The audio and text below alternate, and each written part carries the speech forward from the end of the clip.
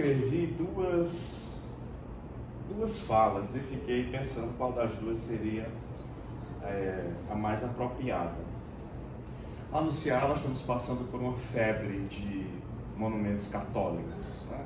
Todo mês um prefeito anuncia a maior imagem do coração de Jesus, ou de Santo Expedito, de Nossa Senhora do Carmo, enfim.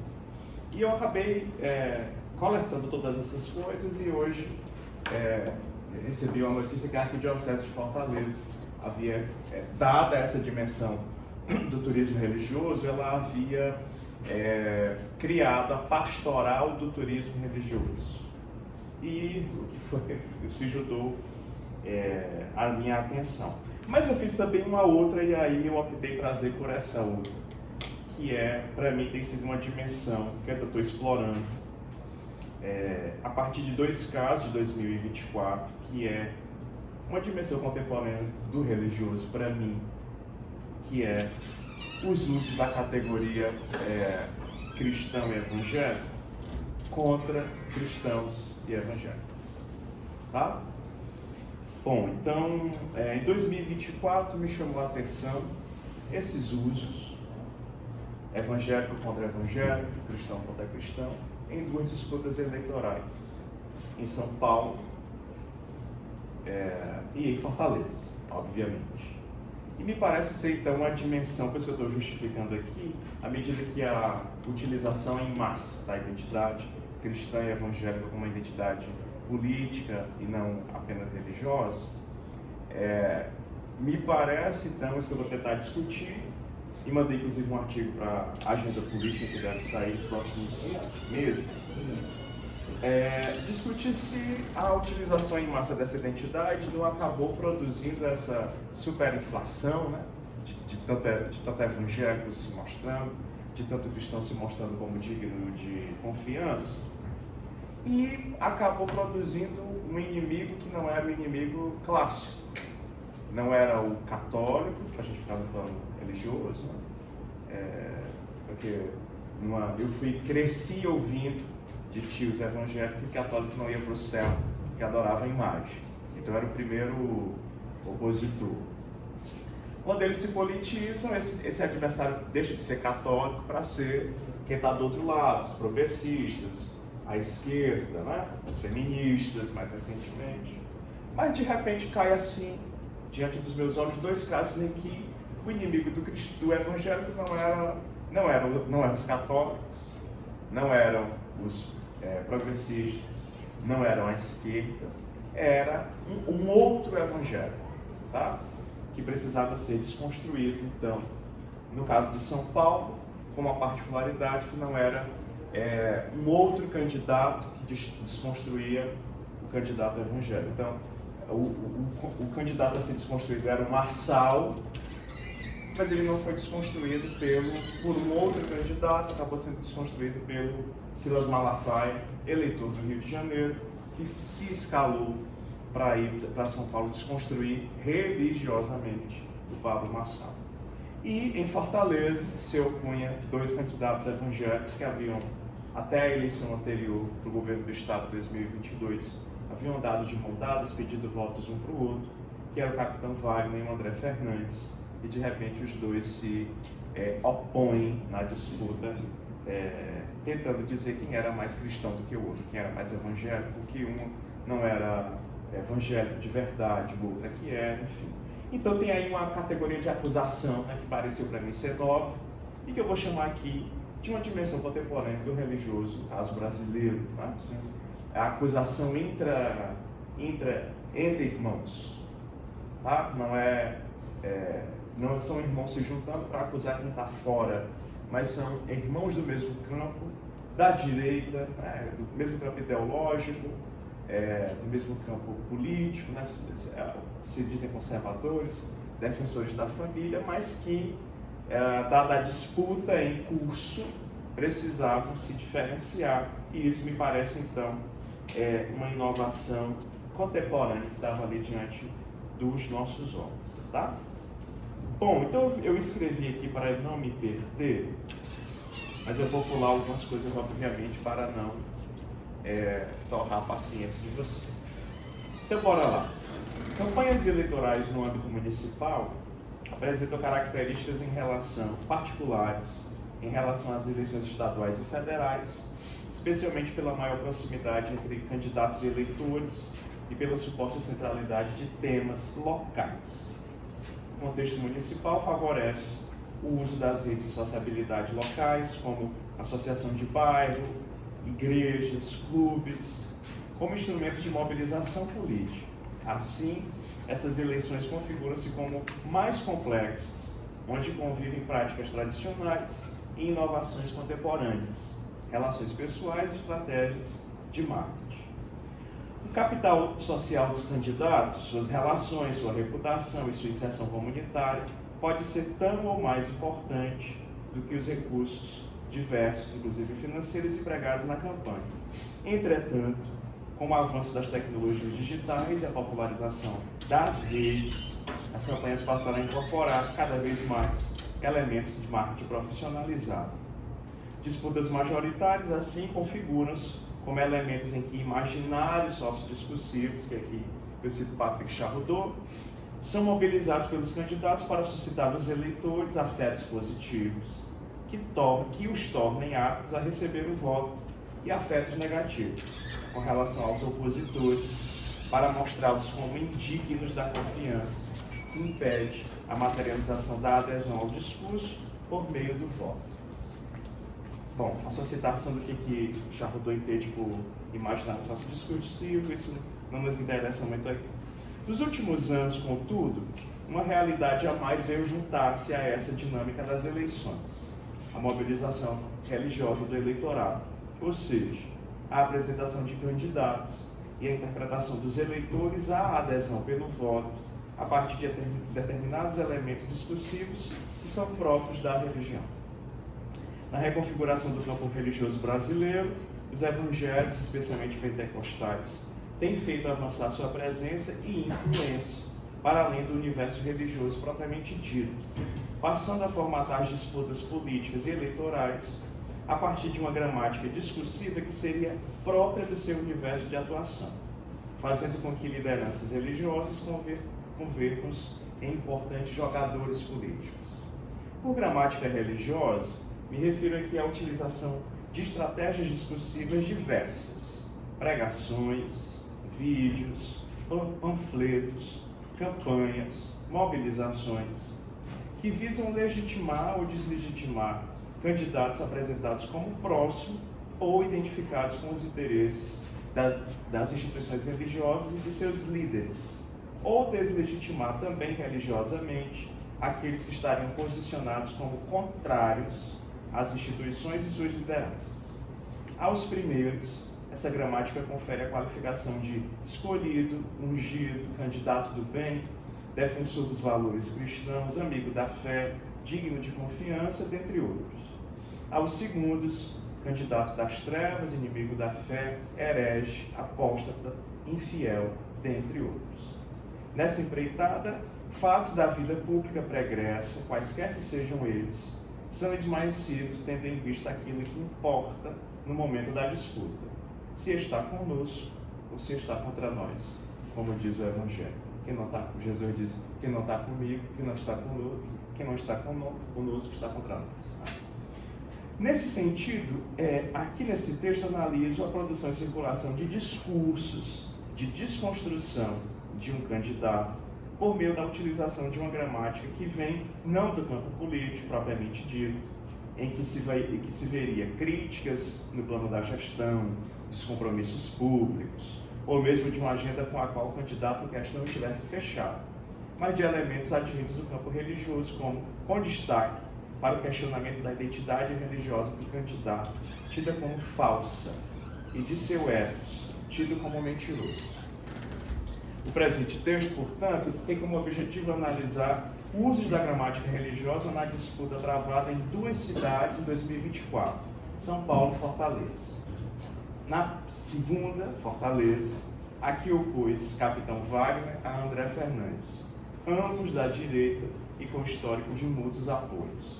A outra, a primeira, a oposição entre Silas Malafaia e Pablo Marçal.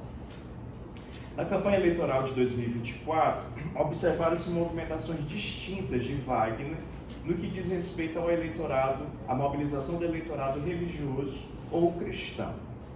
Porque em 2020 ele havia recebido o apoio de todas essas pessoas, que a gente vai falar aqui. Filiado à União Brasil, sem nenhum partido em sua coligação, o candidato tinha de enfrentar uma disputa que envolvia não apenas candidatos de esquerda, o então prefeito José Sarto, do PDT, e o então deputado estadual e presidente da Assembleia Legislativa do Ceará, Evandro Leitão, do PT, mas, sobremaneira, enfrentar um ex-apoiador político, a maior liderança do bolsonarismo no Ceará, o deputado federal André Fernandes. Filho e neto de pastores evangélicos, tinha como vice a missionária católica e advogada Alcivânia Pinheiro, preenchendo assim dois importantes requisitos: tinha uma mulher e católica como vice. E levou consigo parte considerável, se não total, dos apoios político-religiosos com os quais Wagner havia contado em 2020. Assim, restaria a capitão Wagner para tentar manter a fidelidade do eleitorado que havia levado ao segundo turno em 2020, levar a cabo estratégias que o mostrassem como candidato de direita e candidato cristão. Para isso, uma das primeiras decisões foi escolher a nutricionista e conselheira tutelar Edilene Santos como vice. Se André era filho e neto de pastor, Edilene era mulher e nora, podendo se contrapor assim a André Fernandes, e também uma mulher, cabendo a ela grande parte da mobilização religiosa feita durante a campanha. A segunda estratégia de Wagner foi apostar ao máximo na desconstrução de André Fernandes a partir de uma retórica religiosa. Aqui, portanto, não se tratava mais de incorporar ou de ser legitimado por uma delegação dos religiosos a ele, como ele fez em 2020. Tá? Então, tem um grupo de pastores que dizem que o Wagner é o candidato dos cristãos em 2020. Quando chegar em 2024, que é o que nos interessa, ele vai tentar se apresentar. Ele já não tem mais essas pessoas para dizer que ele é o candidato dos cristãos. Então, agora, Wagner teria de incorporar uma outra identidade, não mais de candidato dos cristãos, pois esses estavam com André, mas outra identidade haveria de ser mobilizada. Wagner era o candidato cristão, não o candidato dos cristãos. Mas como se apresentar como o candidato cristão contra alguém que era filho e neto de pastor? Um político de fato, de direita e cristão. É assim que Wagner irá se apresentar. Logo, aqui faço uma discussão sobre os usos da religião, importante marcador de identidade política em nosso tempo, no contexto de campanhas eleitorais.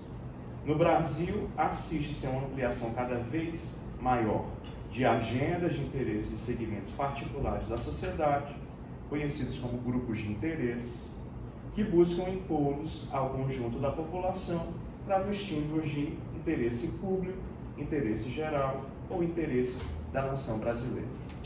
Um desses segmentos, ou desses grupos de interesse, é exatamente o religioso cristão ou evangélico, que tenta mobilizar o que seria o interesse de uma suposta maioria cristã, legitimamente regida por líderes das maiores igrejas evangélicas e representada por pastores, famílias e ou artistas, que capitalizam a atenção, a adesão e a obediência dos fiéis. Percebendo, pois, os atores do campo religioso como importantes jogadores estabelecidos no campo político e eleitoral, qual seria a particularidade do caso de Wagner? Para isso eu faço a seguinte questão: como a direita política faz uso do marcador religião contra adversários eleitorais distintos? Ou seja, como é que essa categoria é mobilizada? Quando a esquerda é o oponente, e o oponente natural, e quando a direita é o oponente. E aí surge a figura do irmão que é tornado adversário. É isso que interessa na disputa do Wagner. Bom, o campo da direita em Fortaleza chegaria dividido na eleição de 2024. Seriam 3 as candidaturas postas ao eleitorado tido como conservador. Pela União Brasil, o ex-deputado federal Capitão Wagner. Pelo PL, o deputado federal André Fernandes.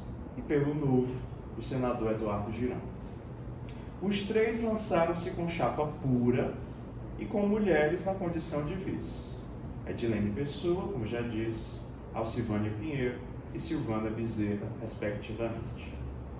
O fato de serem 3 candidaturas puras, sem coligação, dá mostras da dificuldade de entendimentos no interior da direita e também da força do governismo local, que permitiu a Sarto e a André Evandro Leitão fecharem acordo com o maior número de partidos, 8 cada um deles.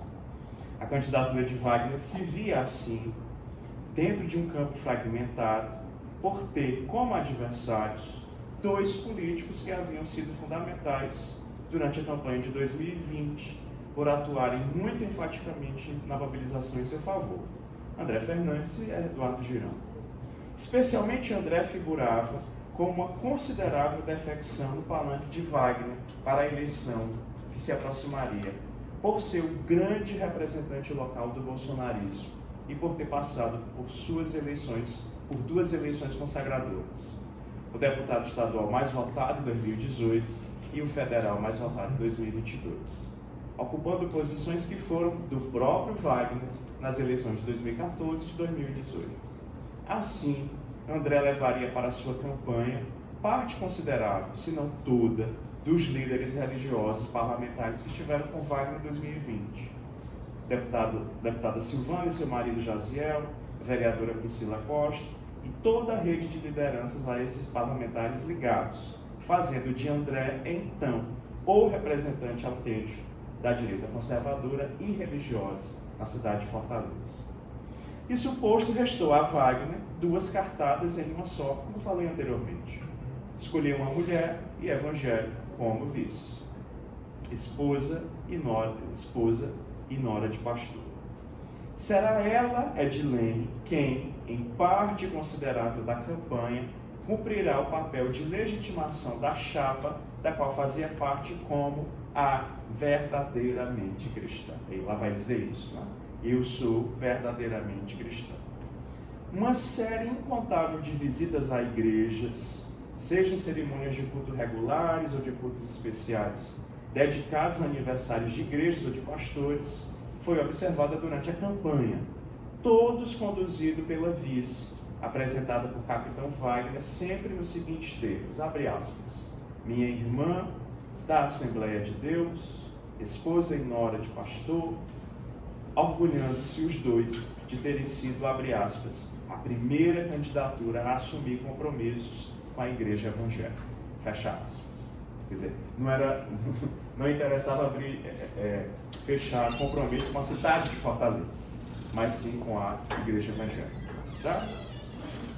Nas imagens do horário gratuito de propaganda eleitoral, Edilene se apresentava nos seguintes termos: serva do Deus Altíssimo, convertida aos 12 anos, cristã da Assembleia de Deus e alguém que acredita na oração. Isso na televisão e no rádio. Visitas a igrejas, encontros com pastores, manhãs e noites de oração, reunião com mulheres evangélicas, vídeos com seu marido e seus filhos, compuseram um conjunto de estratégias levadas a cabo pela candidata à vice, tendo em vista a manifestação de apoio dos evangélicos das igrejas menores, uma vez que as grandes igrejas estariam com André, a candidatura de Capitão Wagner. Aí eu vou tentar trazer o slide, tem aqui várias imagens, vários cultos, né? E é impressionante como durante a campanha teve muito aniversário de igreja. Todas as igrejas de Fortaleza parece que nasceram entre agosto e outubro, né? Porque todas aniversariaram nesse período, que era exatamente para produzir imagens durante a campanha, para legitimar os no computador, professor? Não, eu não coloquei. Ah, sim, tá bom, entendi. Em 7 de agosto de 24, uma pesquisa realizada pela Atlas Intel, encomendada pelo Fox Poder, dava conta de um empate técnico entre os 4 principais candidatos, com uma leve vantagem de André sobre os demais. ele tinha 24,5%, Evandro 24,3%, Sarto 24,2% e Wagner 21,3%. A mesma pesquisa apontava entre os evangélicos o seguinte resultado: 37% apontavam voto em André, 27% em Sarto, 23% em Wagner e 9% no candidato do PT, Evandro Leitão. Em 23 de agosto, por sua vez, a Genial Quest trazia outros números. Wagner liderava entre os evangélicos com 38%, seguido de André com 21%, Sarto com 16% e Evandro Leitão com 10%. Os dados das primeiras pesquisas mostravam, portanto, um cenário em aberto para a disputa do eleitorado de direita, que devia ser travada entre André e Wagner. E seria esse o caminho que Wagner tomaria durante a campanha do primeiro turno.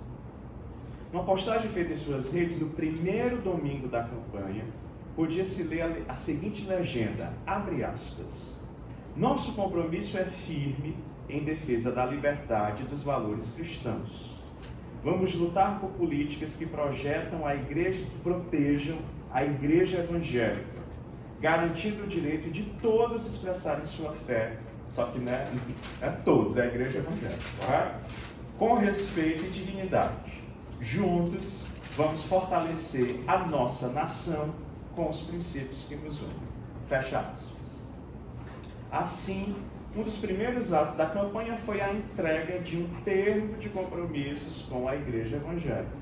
Como se pode ver na imagem abaixo que eu trago, exatamente o card da campanha, que ele diz Igreja Evangélica de Fortaleza, termo de compromisso. E aí um dos seus primeiros compromissos é exatamente garantir a liberdade de culto na cidade. Não sei quem está prometendo isso, porque isso não é constitucional. Não é? Você vai fazer questão de marcar presença frente a esse eleitorado. E é muito interessante porque no texto completo da revista, eu vou lembrar que em 2020, eu até, a época, porque quando a gente pesquisa com rede social, tem que salvar tudo, né? Inclusive história, printar, gravar a tela, porque vai sumir. E aí em 2020, o primeiro ato da campanha do Wagner, ele grava um vídeo com a doutora Silvana e diz exatamente isso, assim: eu estou aqui para devolver Fortaleza aos cristãos. Bom, não sei quando ela foi tomada deles, mas essa era a primeira promessa dele. Em 2020, quando chega em 2024, ele repete isso. À medida que a campanha acontecia, percebiam-se duas estratégias com relação à mensagem ao eleitorado evangélico. Primeiro, André Fernandes, o crente autêntico, filho e neto de pastor, comparecia a cultos evangélicos em diferentes bairros de Fortaleza, muitas vezes sendo recebido no púlpito, sobretudo da Canaã, que é um grande, não sei se a Canaã tem aqui em Teresina, mas em Fortaleza é um templo grandioso, e por toda a periferia do Ceará ela está presente, mas lá em Fortaleza, fica ali perto do Castelão, né? Enfim, o André vive lá. Bom, enfatizava o seu testemunho pessoal com a linguagem religiosa, explorava o apoio de pastores alinhados ao bolsonarismo, reforçando sua identidade como candidato de fé e de direita verdadeira. Sua estratégia era encarnar a figura do irmão e, ao mesmo tempo, do combatente contra a corrupção e contra a esquerda, uma fusão muito próxima do discurso bolsonarista. Capitão Wagner, por sua vez, não sendo identificado organicamente com o meio evangélico, passou a disputar o mesmo eleitorado, mas com estratégia distinta. Participação em encontros com lideranças religiosas, tentando conquistar apoio institucional de denominações menores. Construção de um discurso que valorizava o respeito à fé, mas sem assumir a retórica da radicalização moral, apresentando-se como moderado e preparado para governar, também para o público evangélico. Uma pesquisa de intenção de voto, realizada a pedido da Verdes Mares em 15 de setembro, mostrava que André estava crescendo em todos os segmentos religiosos observados, entre outros, incluindo os que não tinham religião. Entre os católicos saíra de 13 para 15, entre evangélicos de 21 para 28. Capitão Wagner, por sua vez, tinha queda em todos os segmentos, entre católicos de 28 para 20 e entre evangélicos de 38 para 30. Assim, entre os evangélicos, havia uma vantagem de 12 pontos de André sobre Wagner. Isso em menos de um mês. A Atlas Intel, 9 dias depois, divulgaria pesquisa em que os números entre os evangélicos eram o seguinte: 35 para André, 23 para Evandro Leitão, do PT, e 13% para Wagner. Não apenas a vantagem de André aumentara, como a porcentagem de intenção de votos nele era próxima da de Evandro, candidato petista. Então, para mostrar o quanto o Wagner estava sendo corroído entre os evangélicos. Isso posto, havia que se lançar mão de estratégias, então, para tentar frear, da parte de Wagner, os votos dele para André entre os evangélicos. Mas como e o que fazer sem uma coligação de partidos de direita, sem apoio de lideranças políticas e religiosas locais e nacionais, com notoriedade entre o eleitorado evangélico da cidade? Inclusive, o Nicolas vai a Fortaleza fazer, se vocês lembrarem, vai fazer parte da campanha do André e reza aquele Pai Nosso que viralizou nacionalmente. Tá?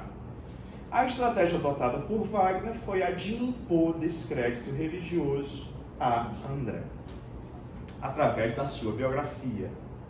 Em entrevistas, debates e, sobretudo, no horário gratuito de propaganda eleitoral, Wagner passa a narrar e criticar a vida pregressa de André, com destaque para os materiais publicizados pelo deputado federal em suas redes, como aquelas de caráter misógino, além de destacar a inexperiência do deputado no que diz respeito ao trabalho antes de entrar na vida pública. Assim, a grande estratégia de Wagner será recuperar vídeos antigos, tidos como polêmicos, gravados por André quando era adolescente, com destaque para dois. Um em que André cheira sal, simulando ensinar como se cheirava cocaína. E o outro em que simulava esfaquear uma caixa de papelão com a frase "minha namorada". Wagner levou ao ar, na TV e nas redes, para produzir uma rejeição ao nome de André, visando diretamente sua reprovação entre aqueles que se identificavam como cristão. E é muito interessante que isso vai ser noticiado pela Folha de São Paulo e pela Globo, a estratégia do Wagner contra o André. Então ele diz, põe a imagem do André cheirando pó, né? Confia nele para combater o crime. E outra foto do André esfaqueando a caixa e com a seguinte legenda: mas eu só tinha 14 anos. Essas imagens foram utilizadas na TV com legendas: você confia nele para combater o crime, tem maturidade para ser prefeito de Fortaleza, criando uma narrativa de irresponsabilidade e imaturidade. Fazendo surgir na campanha de Wagner a seguinte questão: será mesmo André um político cristão? Sendo ele de direita, era também um homem direito? Uma onda de ataques seria observada então na disputa. Wagner insistia na defesa da família, alertando para brincadeiras e imaturidade do adversário do PL, utilizando o interessante slogan a partir de então: não basta ser de direita, tem que ser direito, sugerindo que seu oponente era tortuoso. E aí faz vários vídeos na catedral: não basta ser de direita, tem que ser direito. Lendo a Bíblia: não basta ser de direita, tem que ser direito, etc, etc. Na véspera do primeiro turno, as pesquisas apontavam a liderança consolidada de André e Evandro Leitão, que se postavam como os favoritos na disputa, e Wagner ocupando uma quarta posição. Quando se olhava os dados entre os evangélicos, observava-se o quão nada eficiente havia sido as estratégias levadas a cabo por Wagner para deslegitimar André. O candidato do PL tinha 46% das intenções de voto entre os evangélicos, seguido de Wagner, que tinha apenas 21%. Portanto, André tinha mais do que o dobro de votos entre evangélicos. Estava demonstrado, pois, que o voto evangélico pertencia a uma coletividade mobilizada pelas lideranças religiosas e políticas, que não estavam naquela eleição com Wagner. Estaria demonstrado que o apoio institucional tem valor superior a investidas de cunho biográfico. Então, por mais que o André fosse assim, ele estava apoiado por pastores, e por pastores importantes. Tá?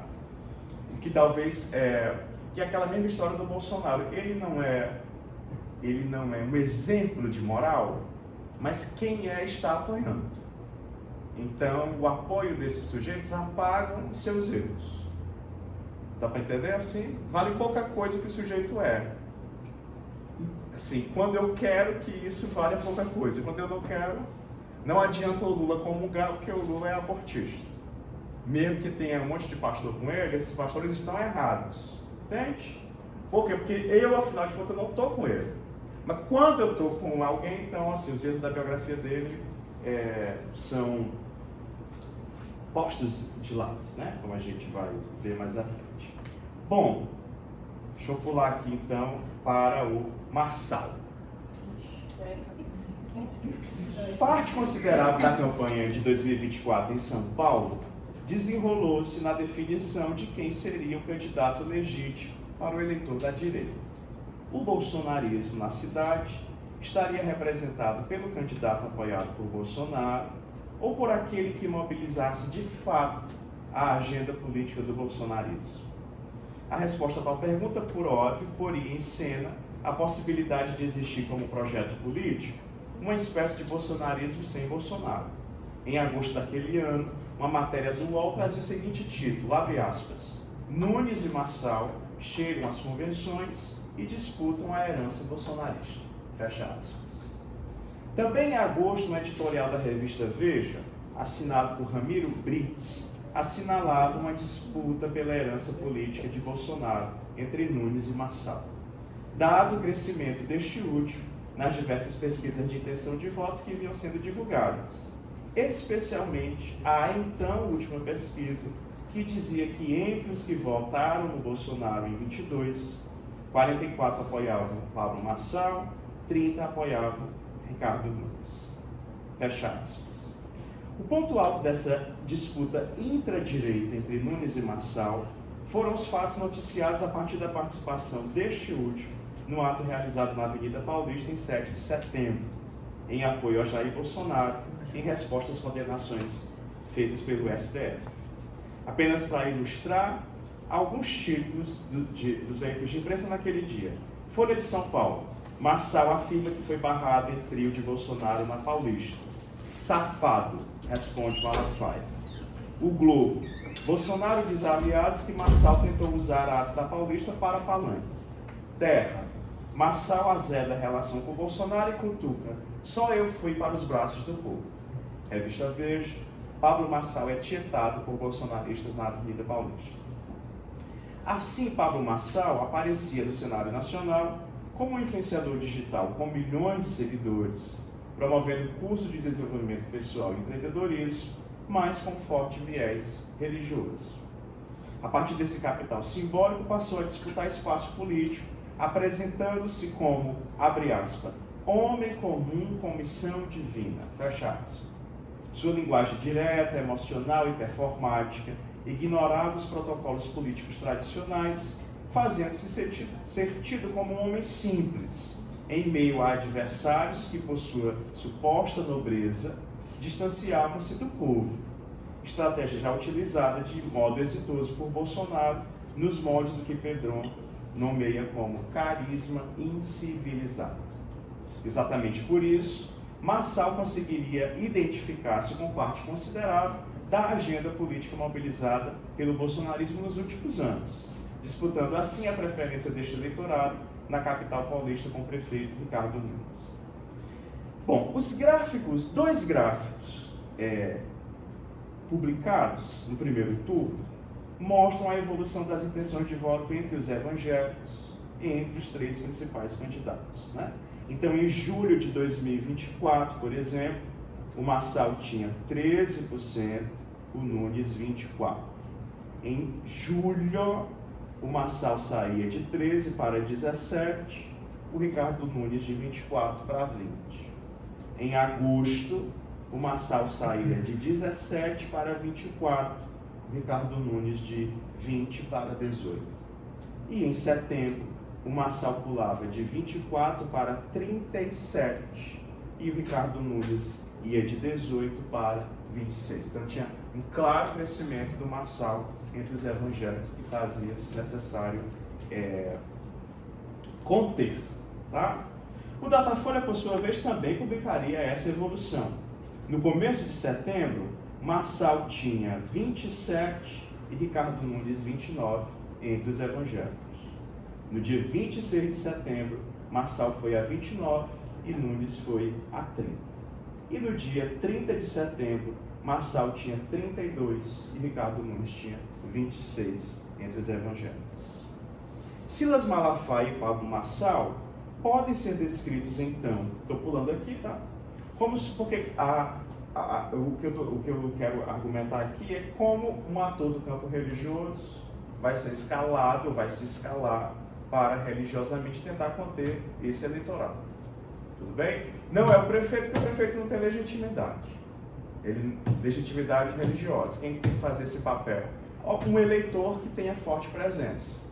E no texto eu vou fazer porque na eleição de 2020, o Malafaia foi para quase todas as capitais que teve segundo turno, para fazer oposição quem era o candidato de Deus e quem não era. E em 2024 ele fica em São Paulo somente. Por quê? Porque tinha uma disputa mais importante para ser feita, que era vamos dizer assim, a continuidade do bolsonarismo com o Bolsonaro, e não com o outro ator. Então ele não podia deixar aquela eleição fora, tá? Não podia deixar que o Marçal vencesse, porque senão era possível criar um bolsonarismo sem Bolsonaro, que é o mesmo que um bolsonarismo sem Silas Malafaia, certo? Então tinha que ter uma operação ali de estancamento. Bom, vou pular isso aqui que eu falo aqui das semelhanças entre os dois, né? São lideranças religiosas, autores de vários livros. Se você quiser pesquisar esses livros, são muito interessantes, né? Tanto de um como do outro, forte presença nas redes, etc, etc. Bom, além disso, convém explicitar para a nossa análise que nós vamos aqui utilizar o conceito, vou falar disso, de campanha negativa e tal. E aí eu acabei identificando durante o mês de setembro, o Malafaia grava 27 vídeos contra o Marçal. Em alguns dias são publicados 3 vídeos, todos eles direcionados a quem? Como a gente vai ver aqui, ao eleitor evangélico. O Malafaia tinha uma preocupação, qual era? Mobilizar a identidade religiosa evangélica contra o Marçal, que também era evangélico. Certo? E a mensagem está direcionada não ao povo de São Paulo. Então, os vídeos são nomeados assim, desmascarando o Marçal para os irmãos evangélicos. Irmão evangélico, não caia na farsa de Marçal. Bom, como a gente vai ver aqui, tá? Bom, o primeiro desses vídeos, então, são 27, entre o dia 12 de setembro e 4 de outubro, tá? 27 vídeos.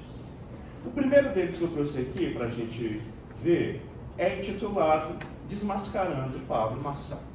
E todos os vídeos têm essa interpelação, tá? O Marçal é alguém que esconde algo. Então ele é um fingidor, né? Ele é um hipócrita, ele é alguém que... Ele é quase o demônio, na verdade, porque ele está no meio dos irmãos para enganar. E ele é tão demoníaco, como a gente vai ver aqui, que o Malafaia, né, que ele induz ao erro aquele que é o Papa da Igreja a Assembleia de Deus, que é o pastor José Wellington, porque ele faz o José Wellington fazer o erro de Marçal. Entende assim? E o pobrezinho do velho, o Malafaia diz isso, né, assim, o José Wellington já com a idade avançada não sabia que estava caindo nas garras de um abutre.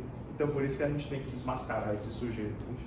Bom, já no título, Malafaia sugere estar o eleitor evangélico sendo enganado por Marçal, fato ilustrado pela ideia de máscara, portada pelo adversário. Na legenda, podia-se ler o seguinte, abre aspas, ele é conservador, é irmão de fé dos evangélicos? Hoje vou postar um vídeo que é simplesmente imperdível. Fecha aspas.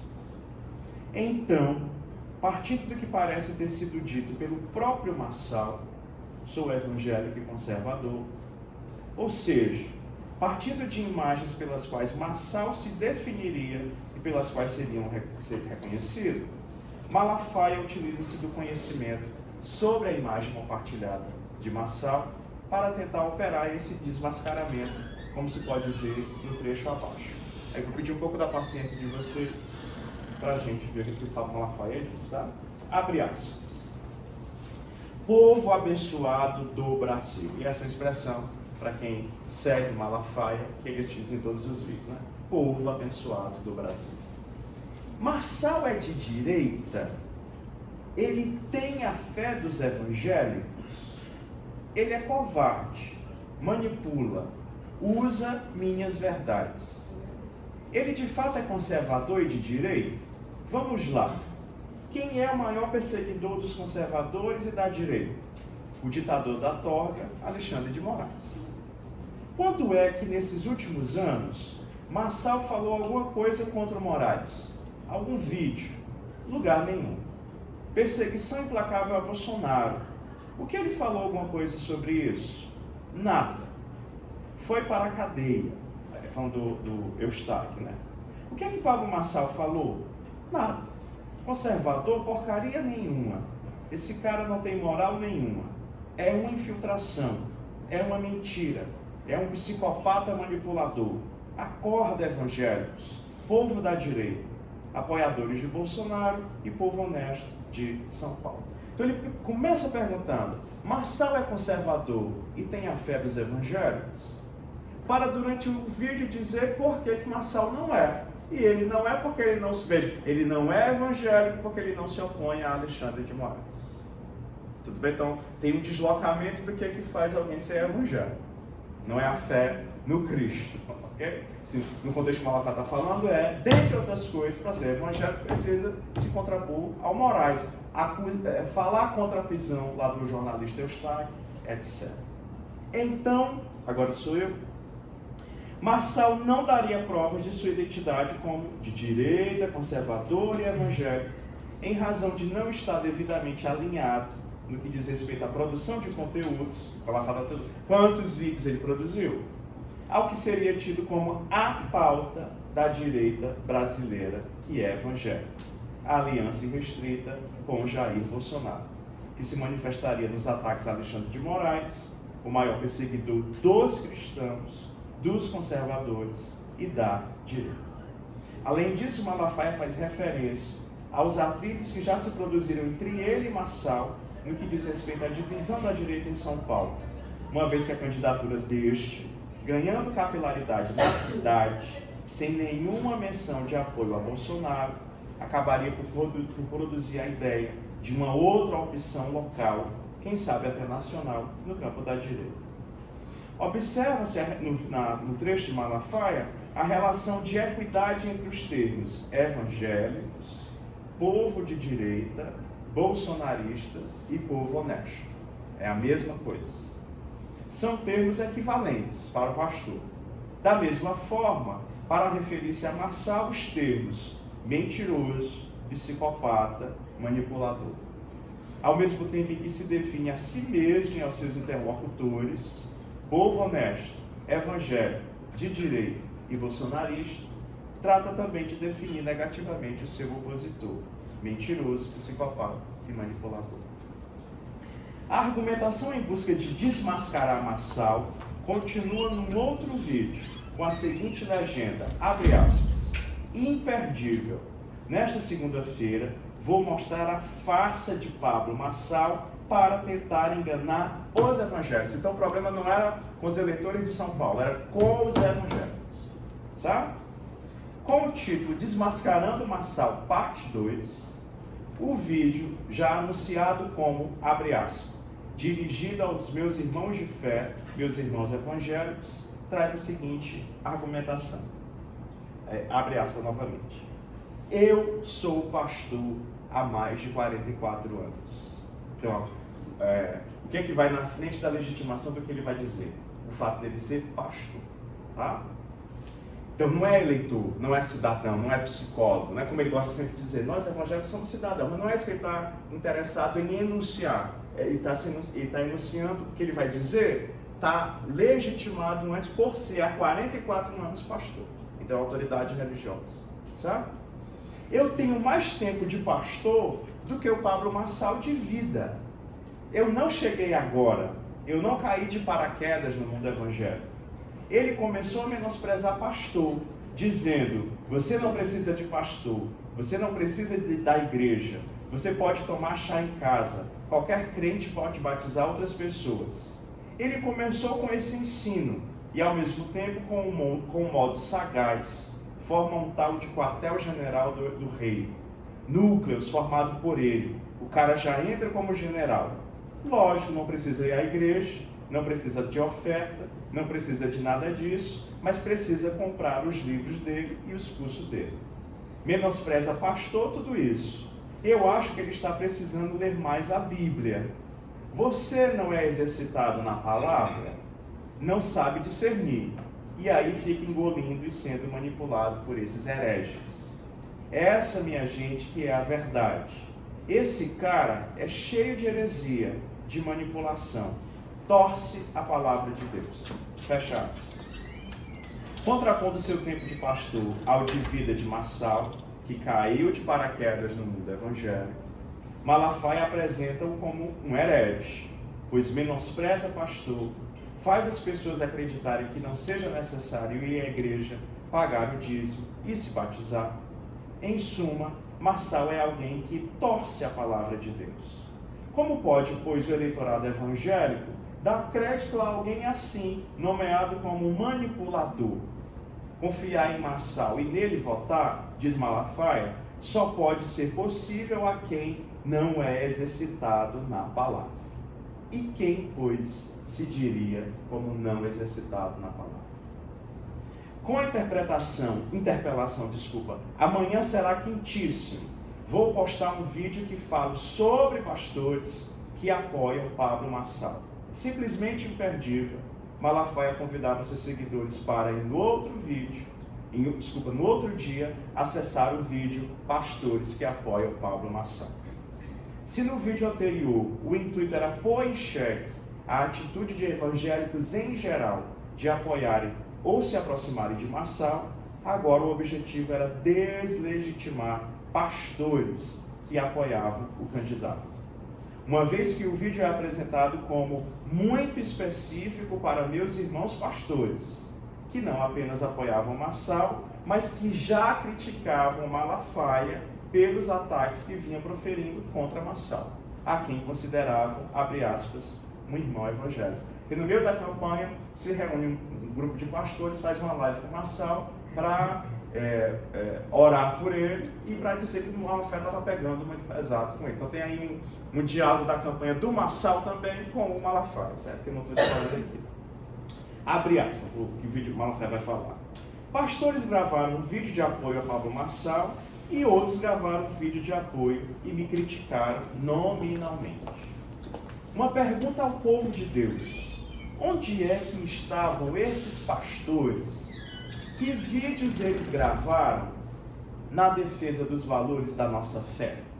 Então, ele já está questionando não apenas a identidade religiosa do Marçal, mas dos pastores que estão apoiando o Marçal. Então, se aproximar do Marçal também produz uma contaminação para outros pastores. Então, não é só o fato do Marçal não ser um evangélico verdadeiro, mas a sua falsidade religiosa também contaminaria a de pastores. E isso é grave. Tá? Bom, que vídeo eles fizeram contra o casamento gay? Contra a questão do aborto? Pablo Marçal é meu irmão? Eu não tenho diabo como pai. Marçal é um herege, um falsificador da palavra, uma intromissão no meio do povo de Deus e uma manipulação. Ele sempre disse em alto e bom som, eu não sou evangélico, sou cristão, que é uma declaração que o Malafaia vai usar muito nos vídeos. O próprio Marçal disse que não era evangélico, mas era cristão. Não pertence à igreja evangélica nenhuma, passou a ser membro agora na campanha? Pablo Marçal debocha da nossa fé e do que nós pastores ensinamos. Pior do que o ímpio é um cristão dissimulado. Eu sei o que estou dizendo. Eu sou voz profética. Eu tenho uma história na igreja. Fecha aspas. Pautas da direita, oposição ao aborto e ao casamento gay, não seriam encontradas nas manifestações públicas, tanto de Marçal como dos pastores, que naquele momento apoiavam e se postavam como críticos de Malafaia. Na defesa da nossa fé, não estariam nem os pastores e nem Marçal. Novamente, herege, falsificador, manipulador, debochador da fé, contrário a idas à igreja, são imagens utilizadas por Malafaia para caracterizar Pablo Marçal, às quais se junta agora uma mais pesada. Ele é filho do diabo. Não sendo irmão, quer dizer, antes era o Lula, né? Não é mais a esquerda, é o irmão de fé. Isso que é pesado, tá? Bom, não sendo irmão de Marçal, por não ser filho do diabo e por não ser o mentiroso, Malafaia tenta personificar em si mesmo e somente em si a identidade de evangélico. Não sendo filho do diabo, não pode ser irmão de Marçal, nem dos pastores que andam com ele. Apoiar Marçal e nele votar seria uma dissimulação da fé cristã. E quem o assegura é Malafaia, voz profética que tem história, como ele mesmo diz. É o imaginário da tradição, como diz Patrick Chardot, que é invocado, ou seja, a força de verdade daquilo que Malafaia enuncia está ancorada numa ideia de relação dele com as fontes da igreja evangélica. Relação essa expressa pelo seu tempo como pastor, 44 anos. Por sua vez, dia 23 de setembro, um outro vídeo intitulado A Farsa de Pablo Marçal para enganar os evangélicos é direcionado para, abre aspas, mostrar a farsa de Marçal com relação aos pastores. Abre aspas. Qualquer pessoa honesta e de caráter tem nojo desse sujeito e repudia esse farsante. Nós que temos a palavra de Deus como guia, que diz que a mentira é do diabo, não podemos votar em Marçal. Eu podia mostrar várias outras farsas, mas deixei a cereja do bolo para vocês. Vocês vão ver, ele faz uma convocação para pastores, dia 21 de setembro, para hoje fazer uma live com eles. Nessa convocação, ele diz que desde 2001 pertence à igreja evangélica. Vocês vão ver o próprio Pablo Marçal desmascarando ele mesmo. Farsante, mentiroso, enganador. Qualquer pessoa de caráter e dignidade jamais vota num cara desse. Quem dirá, meus irmãos evangélicos, que têm a mente de Cristo e discernimento espiritual? Ele está dizendo, olha, se você votar, você não tem o Espírito. Tá? Bom, fazendo referência ao episódio da cadeirada, né, lá do Datena, Malafaia aponta a mentira do candidato, coisa do diabo, junto de várias outras mentiras contadas por ele, como, por exemplo, a de que desde 2001 era evangélico. Nas mentiras apontadas residiriam a chave para qualquer atitude evangélica diante de Marçal. Abre aspas. Qualquer pessoa de caráter e de dignidade jamais vota no sujeito desse. Ou seja, estaria em questão no voto em Marçal a própria identidade evangélica, a veracidade do ser seguidor de Cristo. Bom caráter, pessoa com dignidade, ser evangélico, traços de quem não votaria em Marçal. Mas, embora o recado seja para evangélicos, Malafaia conclui, dirigindo-se a toda a cidade: ninguém em São Paulo deveria votar em Malafaia. Por fim, o último vídeo. Em A Farsa de Pablo Marçal, envolvendo um dos maiores líderes do Brasil, publicado no dia 25, Malafaia apresenta argumentos para desmentir um suposto apoio que o presidente das Assembleias de Deus do Brasil, o pastor Wellington Bezerra, teria dado a Marçal quando este, em visita à igreja do pastor, publicaram um vídeo em que aparece fazendo um M. que era o sinal do maçom. Né? Na legenda do vídeo, Malafaia escreve: urgente, daqui a pouco vou postar um vídeo desmascarando mais uma farsa de Pablo Marçal, querendo envolver o pastor José Wellington Bezerra, um dos maiores líderes evangélicos do Brasil. Apresentando Marçal como um farsante em relação à sua identidade como evangélico, agora se juntava uma outra acusação, a de herege e manipulador. E a acusação de sagaz, um qualificativo que no cristianismo é atribuído ao próprio demônio. Sendo sagaz, Malafaia teria enganado o pastor José Wellington e agora tentava enganar aos evangélicos com a publicação da foto. E um golpe mais certeiro, Marçal seria tido como quem tem combatido a igreja. Abre aspas. Até onde vai esse farsante para enganar os evangélicos em São Paulo? A última dele, ele foi levado na escola bíblica da Assembleia de Deus, do Belenzinho, e de lá, educadamente, o pastor José Wellington o recebeu. Ele é tão sagaz que grava com o pastor, faz perguntas ao pastor, aproveita a resposta do pastor e se coloca perto dele. O pastor não declarou apoio a ele coisa nenhuma. Ele apenas induz José Wellington, daquela idade, a fazer o sinal da campanha dele. Não é questão ética. Eu não vou mostrar aqui o zap dele, mas vocês podem conferir a resposta do próprio pastor. Tudo bem, meu amigo, não estamos apoiando Marçal, estamos apoiando Ricardo Nunes. Quer dizer, ele monta uma farsa para induzir os evangélicos ao erro, pensando que a Assembleia de Deus de Belenzinho está apoiando ele. Isso é uma vergonha, minha gente. Até quando você vai acreditar num manipulador psicopata desse? Não é possível. Esse cara, nos últimos anos, apenas tem combatido a igreja. Fecha aspas. Ora, a mensagem de Malafaia é clara. Se Marçal induziu ao erro um dos mais importantes pastores do Brasil, não seria ele capaz de enganar os eleitores mais simples, os fiéis evangélicos que nele votassem? Não tendo respeitado a boa fé de José Wellington, Marçal seria capaz de respeitar a fé dos evangélicos que nele votassem? O candidato era mais uma vez apresentado como uma farsa para induzir os evangélicos ao erro. Não os cidadãos em geral, mas os evangélicos. Portanto, é aos evangélicos que se dirigia a farsa manipuladora de Marçal. Assim, cumpria Malafaia desmascará-lo entre os evangélicos. Me aproximando do final.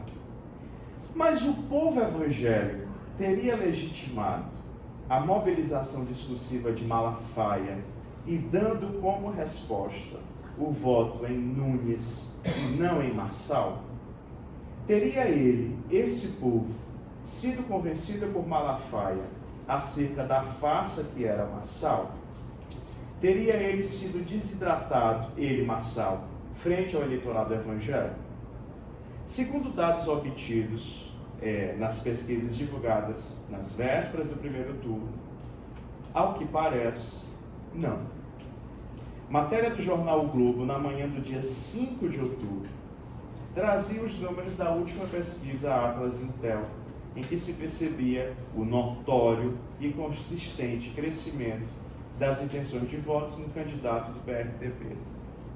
Ao longo da disputa, como pode ver abaixo. Então, no dia 5, o Pablo Marçal estava ali empatado com o Boulos, né? O Boulos 29, o Marçal 27 e o Ricardo Nunes com 18. E quando a gente vai para os evangélicos nessa pesquisa,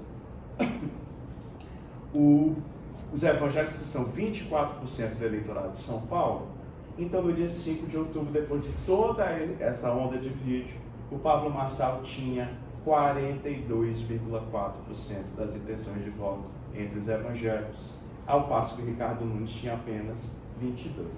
O Marçal tinha, portanto, quase que o dobro.